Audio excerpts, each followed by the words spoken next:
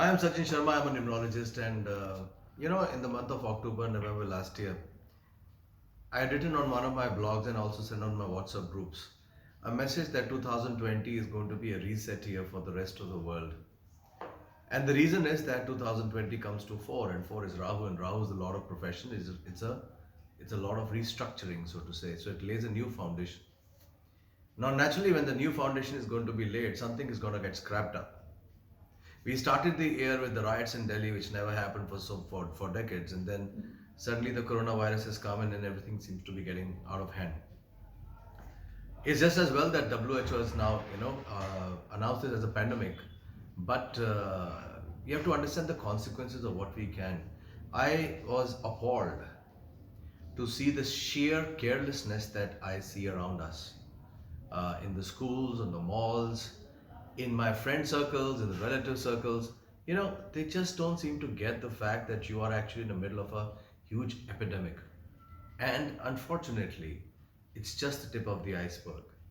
And the reason is this. In any case, the month of April is going to be very, very heavy, extremely heavy. It is a Rahu month. That's going to really take a toll on us. So here is a couple of things I want you to understand, that how serious this has become in how short a time. I just saw the Economic Times, and where Chancellor Merkel, she mentioned that if a solution is not found out soon, 60 to 70% of Germany would be infected. 60 to 70% is millions of people. Imagine the fact, and Italy already has over 2,000 deaths and growing. It's virtually locked down the entire country. It's virtually brought the country to its heels. The same is happening in Iran. The same is beginning to happen in South Korea, where the demand to impeach the president has started because he's not been able to control the epidemic. Same is happening in Japan. Same is happening, of course, in China, and we already know all that. But let's understand the sheer size of this, and what we should be doing right away. If Germany says 60 million or 60% of their population is going to get infected, so it's only a matter of weeks, not months, where the entire Europe and the US is getting affected. You take it in writing, it's going to happen, which is bad news, because that's the whole world economy then coming down crashing. The second thing is, if you have so many millions of people, where are the ICU wards? At this point in time, also, all the advanced nations who've got it, they are best equipped to handle this medical emergency. They are short of ICU wards. Even the nurses and the doctors who are attending them, they themselves are beginning to get infected. How would you manage if 100 people had it every day, or 1,000 people were infected every day, or 10,000 people were getting infected every day? How would you ever manage, and which medical facility in the country or in the world has the capacity to handle that kind of an epidemic? Soon you'll be out of doctors, soon you'll be out of nurses, you definitely are already going to be running out of ICU wards. So a clampdown has already started, all these visas getting, cancelled. But what's happening in India? We know hearts in our hearts that we are most vulnerable because of the sheer population, because of the sheer per square kilometer population density, so to say. The hygienic conditions are nothing to boast of. Our hygienic habits are definitely nothing to boast of. Civic sense, people are still spitting on the roads. In fact, that seems to be a national pastime. If something breaks out here, it will be uncontrollable in a very short span of time.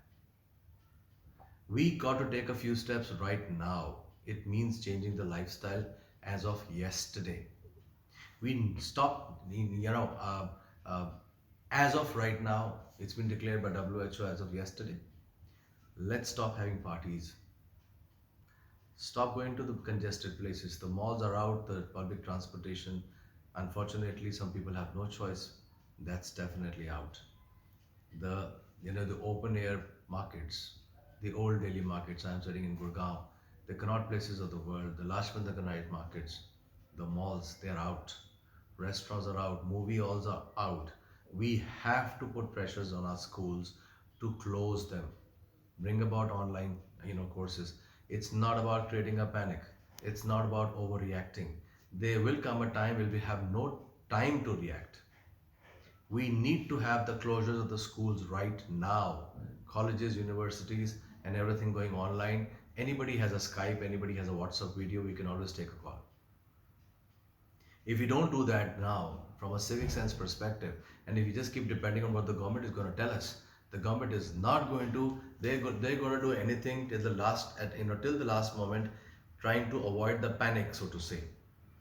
But the panic is one aspect of art. The reality is, if this thing comes home, it takes 28 to 30 days to recover.